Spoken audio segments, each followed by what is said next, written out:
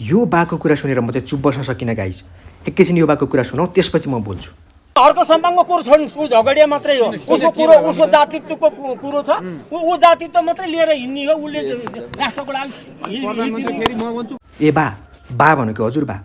उमेर हेर्दा त मेरो हजुरबा सम्मानको हुनुहुन्छ। म तपाईँको उमेरको कदर गर्छु र सम्मान पनि गर्छु। तर तपाईँले सिकाइराख्नु पर्दैन, पढाइराख्नु पर्दैन कि कुन कम्युनिटीले जातीयताको कुरा गर्छ र कुन कम्युनिटी, कुन समुदाय चाहिँ जातीयताभन्दा माथि उठ्न सकेका छैन भन्ने कुरा हामीलाई राम्रोसँग थाहा छ बा।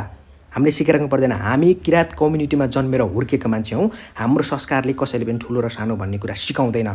हामीले मानवताको हिसाबमा सबैले सम्मान व्यवहार गर्छौँ। मेरो अझै पनि साथीहरू छ, मैले कथित दलित, मैले भनिरहेको छु फेरि, मैले दलित भन्ने चिज मान्दिनँ, तर पनि कथित दलित साथीहरू छ जोसँग मैले सँगै प्लेट सेयर गरेर खाएको छु। हामीले राम्रोसँग थाहा छ बा, नवराज विकहरू कसरी मऱ्यो भन्ने कुरा हामीले राम्रोसँग थाहा छ। कसले मन्दिरभित्र छिर्न दिँदैन, कुन समुदायले, कुन कम्युनिटीले, हामीले राम्रोसँग थाहा छ बा।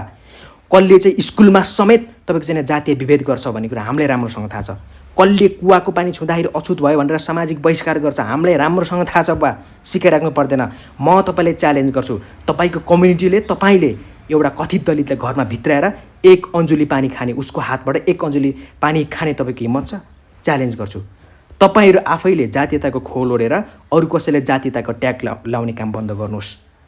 अरूले जातीयताको ट्याग लाउँदै गर्दा तपाईँ कतिको त्यो जातीय ट्यागभन्दा तपाईँ कतिको टाढा हुनुहुन्छ, त्यो म तपाईँलाई प्रश्न गर्न चाहन्छु। हर्क साम्पाङले कहाँ बनाएका छन् जातीयताको कुरा, कहाँ गरेका छन्? उनले त सधैँ भन्ने गर्छन् हामी जाति, पार्टी, धर्म यी बहानामा हामी कहिले नलडौँ, हामी एकजुट हौँ, नेपाली भएर सोचौँ र देशका लागि सोचौँ। उनको भनाइ यो छ, उनको मूल मन्त्र नै यही छ। तर तपाईँहरू जातीयताको ट्याग भिडाउँदै हुनुहुन्छ। हामीले राम्रोसँग थाहा छ कुन समुदाय कस्तो हो भन्ने कुरा हामीले राम्रोसँग थाहा छ बा। तपाईँले सिकिराख्नु पर्दैन। यो 21st सेन्चुरीमा तपाईँहरू जतिको व्यक्तित्वले समाजलाई दिग्भ्रमित बनाउने काम नगर्नुहोस्, बन्द गर्नुहोस्।